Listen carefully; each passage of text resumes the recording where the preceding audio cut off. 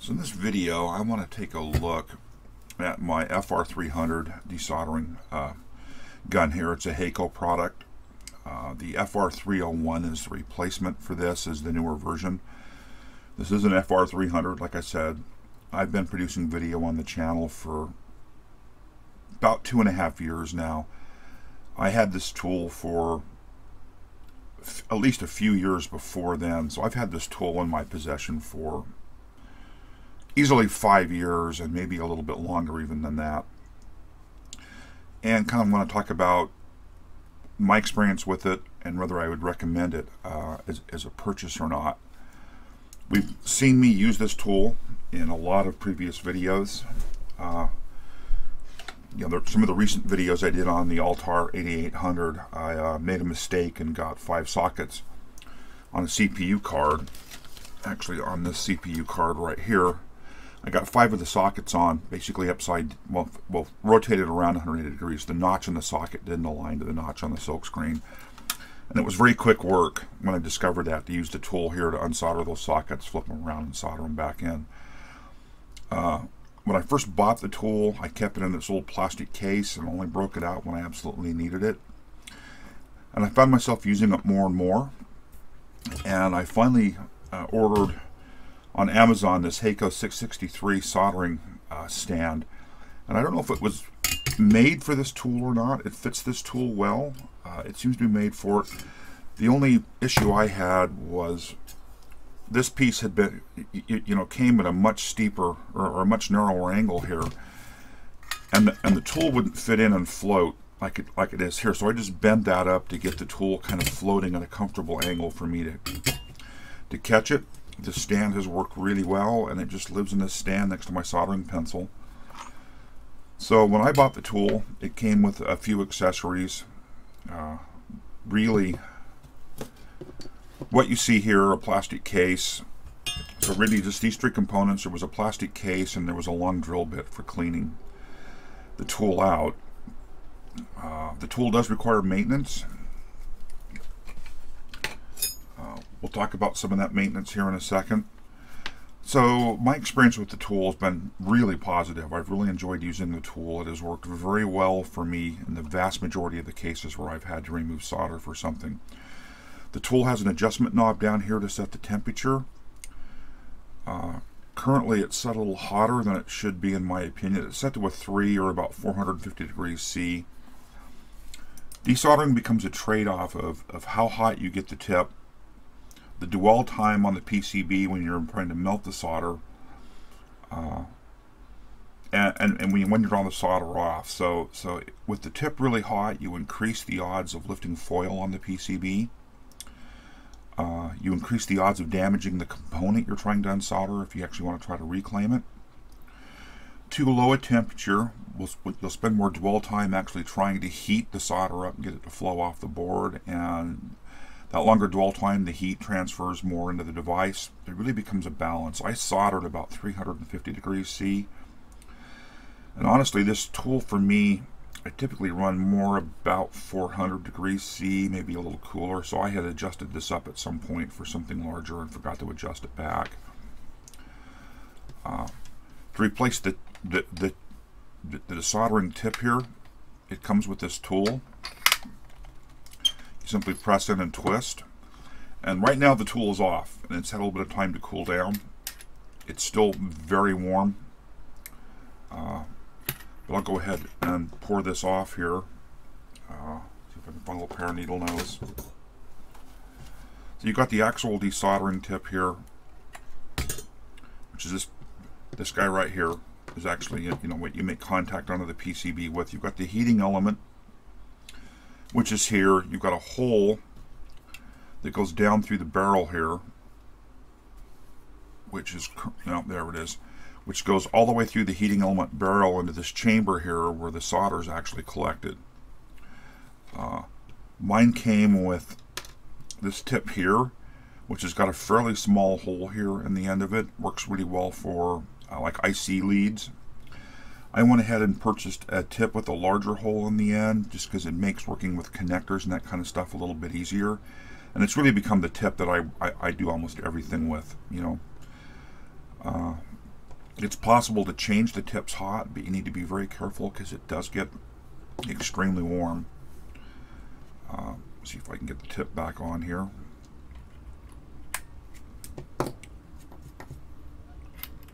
So that's still nice and warm. I've changed the tip many times hot. It's not all the way on, or is it? Say it's still really warm here. Don't recommend. There it is. So you just push it into the detents and twist, and you've got the, of course, the desoldering part of the system back on. You can pull back the release latch here and pull the barrel out. I'll talk a little bit about how this barrel works.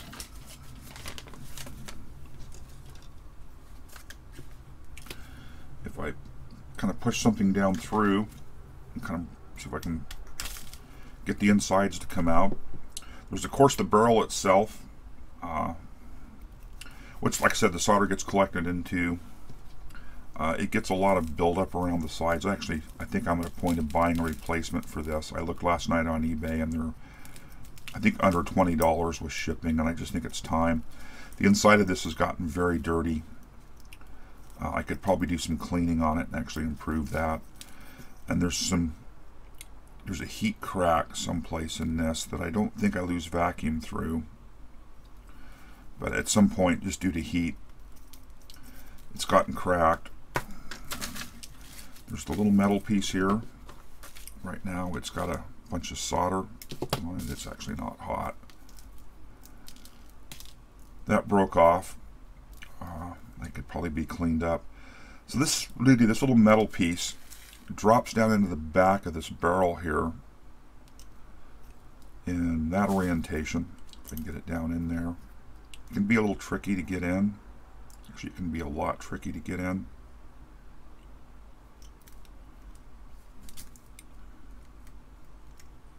There, it flipped around. So it really sits down in here in the back of the barrel. And the solder is sucked up through the nipple and into this chamber and basically hits that little metal piece in there, and that's part of what I think cools the solder down and collects it. And then a really important piece of the tool is this filter. This is a ceramic filter. It's made of ceramic fibers. It's ceramic to deal with the heat that's going through it. These get dirty really quick. I have at times peeled the dirty surface off the front and reused them. It does kind of become a compression fit, really up against the back of the tool here. So internally this filter would be covering this hole here. This is collecting little bits of solder and smoke and all the nasty stuff you don't want to get into the vacuum pump in the back of the tool. That filter is a replaceable part. You can buy a sheet of them. So this looks, there's 10 in this sheet, and I think it's about $16 with delivery for these. So they're not cheap, but they're very important. They protect the tool, and I highly recommend, if you're going to make the investment in the tool, you make the investment in replacing the ceramic filter. This one's honestly, for me, at end of life. You can tell a little bit that it's got this dome on the back. It may not show up. Where the vacuum is working so hard, it's actually domed the surface because it's plugged up on this end. Airflow through the tool is important. You need that air channel back to the vacuum pump to actually draw well. If it doesn't draw vacuum, the tool's not going to work. It's relying on melting the solder and then drawing a vacuum inside of this chamber to suck the solder up through the barrel. It comes with a little cleaning tool here, and I've used this more times than I can count to get in here and to clean everything out. Like I said, right now it's not as clean as it should be. I got the tool through a second ago. I really need to heat it up and clean this out. I can get it through, but it should be loose in there. It should fall through. So there's little bits of solder inside of that little tube. So like I say, maintenance is important. I've cleaned the dead solder out of here. I'll drop in another ceramic filter cartridge. Goes back into the tool. The yellow button releases the latch. There it goes. And it uses spring pressure to hold that in place. The vacuum pump in the tool is back off underneath this cover, kind of in this mechanism here. There is a previous video of mine where I went ahead and pulled the vacuum pump assembly out and disassembled it, and it was actually really clean inside. There was a little bit of stuff in the tube here, but the seals and everything were good, and I just cleaned it up and put it back together. I've never had an issue with it. I just decided it was time to do some maintenance. You'll, like I said, find a video on my channel of that maintenance. It's been a really good tool. I'm very happy with it. I have used all kinds of other desoldering aids. From I once had a soldering pencil with one of these bulbs on the pencil, and you could squeeze it and it would suck the solder up, supposedly. It never worked well. I've used a number of these over the years, and they work. They plug up quick. You're always tearing it apart to clean it. It's the same kind of concept. Heat the solder with your soldering pencil and draw the solder up into the tool. If you're doing a couple of joints, these work okay. If you're doing a large number of joints, like component reclaim off a dead PC board, this is just a major pain, because you're constantly opening it up and cleaning it out and poking something through the tip. For light rework, it's cheap, it's inexpensive, easy to replace. But for anything where you're kind of trying to be serious, the Hakko tool here works much better. Those 5 IC sockets I had to unsolder were 16 and 14 pin, and it was just one pass with the tool. Sockets fell out, flipped them over, and soldered them back in. What else can I say about it? I think I started by saying this is the FR-300 model. It's the older model. The FR-301 is the replacement. The specs for the 301 say the thermal recovery is a little bit faster, a little bit more efficient. So thermal recovery is what happens when I actually get on a board and I touch the tip to it to melt the solder. There's heat transfer to the board to melt the solder, and that draws heat away from this end of the tool. And if we look at the mechanical design, this tip is making contact. The heating element's in the large part here, so kind of up against this end of it. It's making contact there. The heat, of course, does come down through the little central thing there, and of course heat's transferred through this outer jacket as well. But these are all mechanical connections, and I should probably clean that barrel there. It's got a lot of corrosion. Not really corrosion, but a lot of just solder, flux and things on it, and that hampers the thermal transfer as well. So really getting the heat from the heating element here to the tip is important. And the thermal recovery time is I've touched the tip to something and I've desoldered, and the tip's cooled down, say 20 degrees C. How long does it take the tip to get up to temperature so I get to the next joint? And I have, you'll notice this tool that slower is better. I'm not going bang, bang, bang, bang. I'm going, I'm moving through the joints a little bit slower speed, and that's giving the tip time to thermally recover. They say the thermal recovery overall is faster in the new tool. Again, it's not slow enough it bothers me. It's just something they've improved.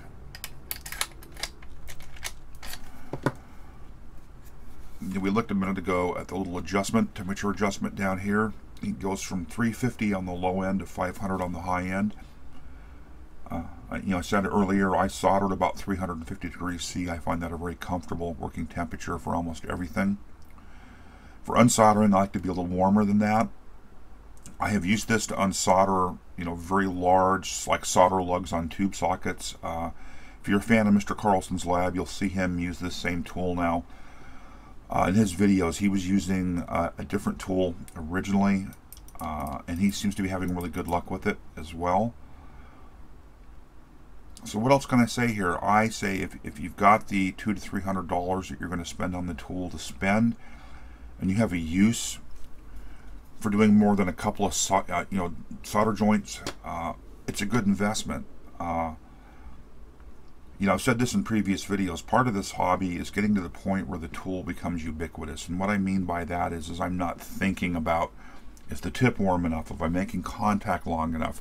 Why isn't that desoldering? I'm just using the tool and it's become a rhythm and I'm not really thinking about it. This tool has become very ubiquitous in my hand. You know, with practice, I've learned the performance of it. I've learned the speed with it. I've learned the little tricks with it. And this little trick will be common with any tool that you use. Find a board here with something I can desolder on it. So we'll go ahead here and try to remove these couple of connectors and see what happens. So let me get this stuff out of the way. I think actually, before I do this, I want to do a tiny bit of maintenance here. I'm going to go ahead and open the end of this back up again. If I can find the handle I just moved out of the way.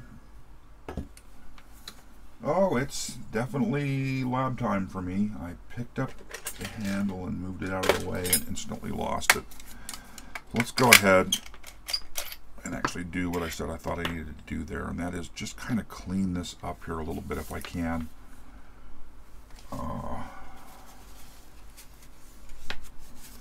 It's really grubby. Really, really grubby. Yeah, I think I'm actually going to hit that with a little bit of alcohol and just try to knock some of that grubbiness off.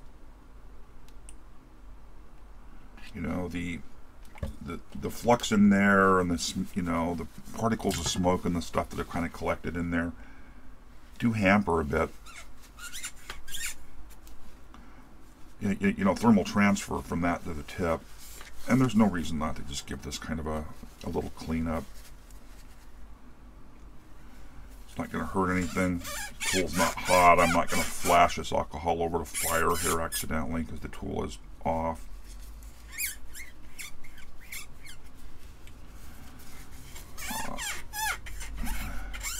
So I'm a little bit happier with that.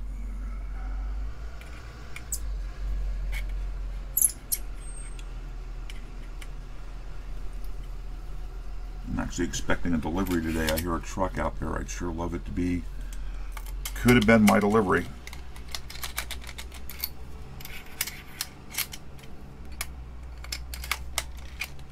Let me set the alcohol aside before I spill it and get the big bottle closed. So we've got the tool reassembled. I've got it set to 2.5, which should give me 425 degrees. I'm actually going to back that down to closer to 400. Power switches here on the back, and this is one of the failings of the tools. With the power on, you have no indication the power's on without. I have left the tool many times where I've walked away and it's been sitting there hot, and I haven't noticed for a day or two, and it's just sat and cooked. In Mr. Carlson's lab, he did a video where he's added an LED back here to indicate the power's on. That's something Hakko should have done, so it is one of the kind of faults with the tool. While that heats up a bit, I also wanted to talk a bit about... Oh, I shouldn't have chucked all that over there. About these tips. I have a couple of times gotten, you know, like a little piece of copper. You know, this tip here's in that state where it, well, no, I can get through it. Where I've gotten something jammed in there and getting the tip hot, I just can't get it cleaned out. The tool originally came with a drill bit about the length of this metal shaft here that you could use to get in there and kind of rip stuff out. I broke that bit really early and I've never replaced it. But what I do have is a set of bits here from my old CNC mill that I actually no longer have. And I've a few times, you know, pulled a bit out of here and just by hand kind of, that was a little bit big, kind of cut into the solder or whatever was jammed up in there and just kind of worked the bit in and worked. I've been able to break that loose. So like I said, I have a couple of times, actually more than a couple of times, really plugged that tip up with something that got drawn up off the board, and it's taken a little mechanical persuasion with a small drill bit to get that broke loose and out. The tool's probably getting close to being up to temperature now. So we'll take a look here and see where we are.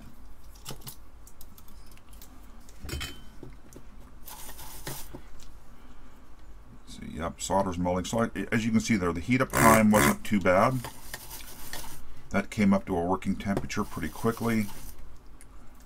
The tip is nice and clean.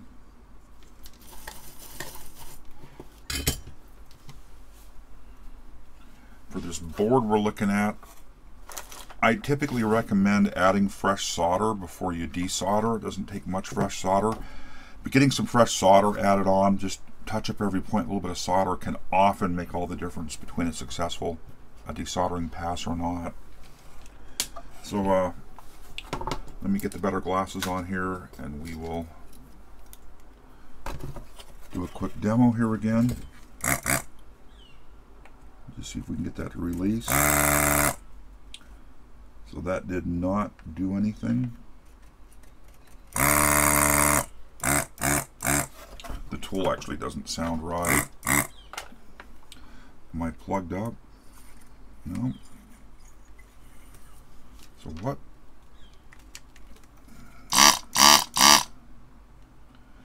Actually, sounds kind of funny. I know it's drawn in solder because when I cleaned up the tip,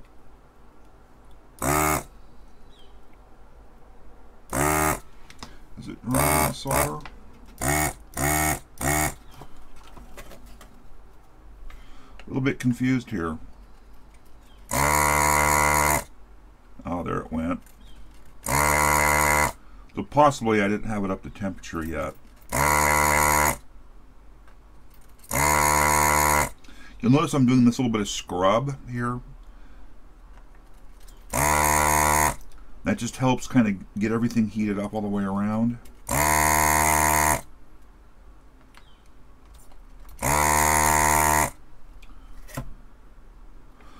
So it looks like to me those have all released, and I didn't. Although all the pins here are loose. So I did actually unsolder, they just fell out of the connector here, and those can of course be pushed back into the connector. So really that worked okay.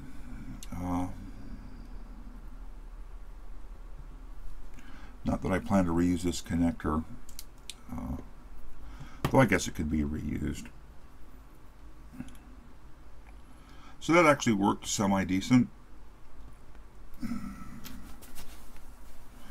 Let's look at one of the ICs on the board here and see if we can get an IC to clean out okay. Let's target this 74. There's a 74 here. Let's just make that our target, which is really... Now, part of the difficulty with a board like this is they actually put the ICs in and bent some pins over to hold it in place for soldering, and that makes things a little bit difficult. But let's see if we can release the pins here that aren't bent over.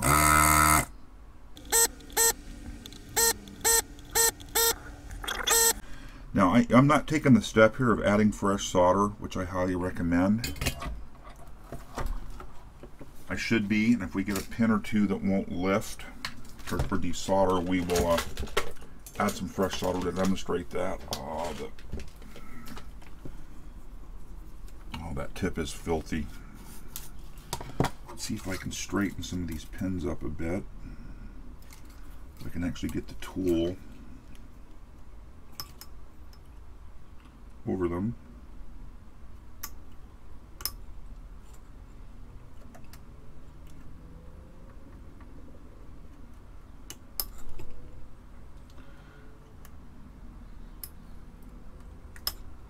Just flipped hot solder into my face. This is why you wear safety glasses.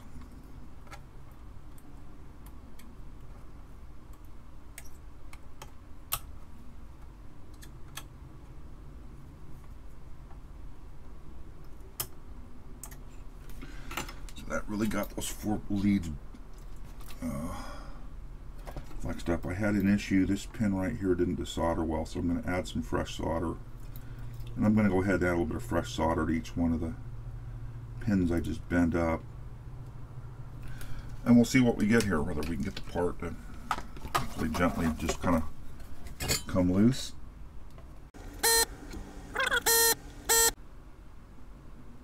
On the wrong part, that's why nothing seems correct there. Yeah.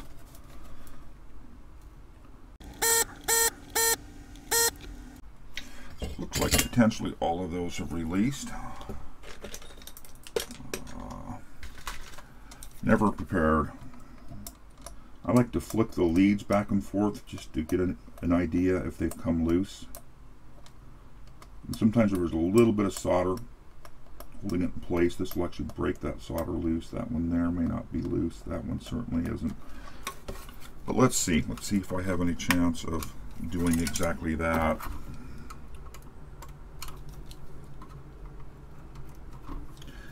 And we've removed the 7432. Haven't really bent up pins. Haven't damaged anything. All of the holes are nice and clear on the board. There's no lifted traces. It's a little bit of patience, and we were able to get that part directly out without issue. So there's kind of a quick demonstration. I will say, and I've recommended this before and I'll recommend it here, if you're working on a vintage board and it's a jelly bean part, like this 74S74 is a jelly bean part. They're still manufactured. This one was the 25th week of '86, but if you suspect the part is bad and it's a PCB that would be you don't want to damage, I will go in and simply use a pair of side cutters and cut all of the leads up at the shoulder here, pull the package out, throw it away, use a pair of needle nose pliers to pluck each lead out with a soldering pencil, then come along with the tool and clear the holes out. I find that a way to guarantee I'm not going to lift traces, especially on the top side of the board. With a vintage board in common parts, I would much rather sacrifice a part than take a chance on damaging the board. But I think really this will finish up what I wanted to say here. I definitely think the tool is a good investment. I've had it for many, many years. The only problems I've had with it I've caused by not cleaning the thing properly and keeping it serviced, just as I didn't do here. I really should make sure it's clean.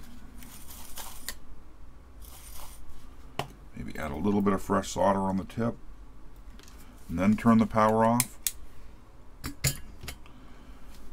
and call it good. I often miss keeping the tool clean when I'm done with it, so probably set it 3 or 4 times now. Definitely a buy if you're looking for something to do better desoldering work. A little spendy, but that is what it is. You'll need to make a decision if it's an investment you want to make or not. Happy with the results I get with it. You see Mr. Carlson on his channel now using one as well, and that actually kind of says a lot to his thought on the tool. I'll wrap this up here. Hopefully you found this kind of mini review, buy or don't buy, useful, and we'll talk soon.